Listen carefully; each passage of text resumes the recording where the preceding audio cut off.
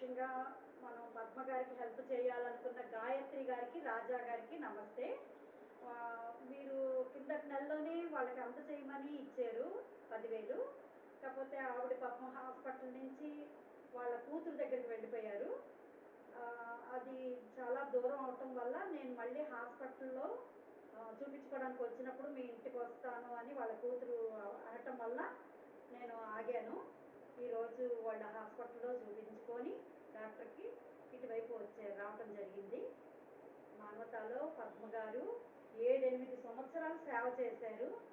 ఆవిడకి అలా అవ్వటం మనందరికీ చాలా విచారకరం. ఆవిడకి సేవ చేయాలన్న భావన మీకు రావటం చాలా సంతోషకరం.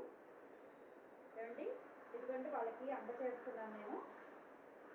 పద్మ గారు, మీరు త్వరగా కోలుకొని మళ్ళీ ఆ ఆశ్రమానికి వచ్చి మీరు అలాగే చెయ్యాలి. రాజా రాజా గారికి, గాయత్రి గారికి ధన్యవాదాలు తెలియజేస్తాను. వాళ్ళ అమ్మాయి అండి, అమ్మాయి